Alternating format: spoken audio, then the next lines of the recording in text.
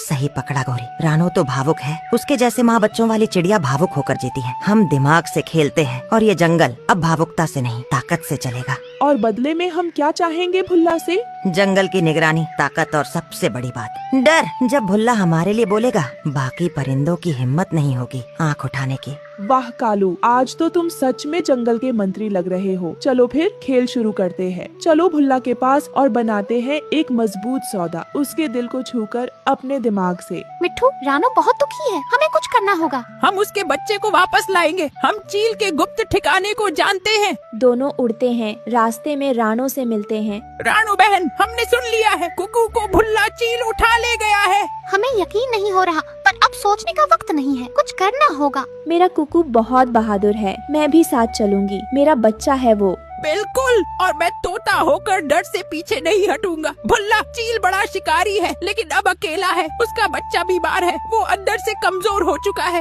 हमने सुना है कि कालू और गौरी उसकी मदद करने की कोशिश कर रहे हैं, लेकिन उनके इरादे साफ नहीं लगते। कालू और गौरी वो कभी किसी की भलाई के लिए काम नहीं करते, जरूर इसके पीछे कोई चाल है। ठीक कहा, इसलिए हमें सिर्फ कुकू को नहीं बचाना है, जंगल को भी कालू की चाल से बचाना है। हम तीनों मिलकर एक योजना बनाएंगे। सबसे पहले हमें भुल्ला के ठिकाने तक पहुंचना होगा। मैं जंगल की बूढ़ी वैदनी चिड़ी से औषधि लाऊंगी जो जग्गू को ठीक कर सके। और मैं भुल्ला के पास जाऊंगी, माँ बनकर एक माँ से बात करूंगी, हो सकता है उसका दिल बदले। और मैं कालू और गोरी की जासूसी करूंगा। अगर वो कोई चाल चल रहे हैं तो हमें पहले ही पता लगाना होगा। अगली सुबह एक ऊंची चट्टान आसमान से घिरी, दूर दूर तक बस बादल और ठंडी हवा। वहाँ एक टूटी फूटी शाखा पर कुकू चिड़ा उदास बैठा था और सामने था भुल्ला चील का घोंसला। पास ही लेटा था उसका बीमार बच्चा जग्गू। रानो चिड़िया तेज उड़ती हुई वहाँ पहुँचती है। भुल्ला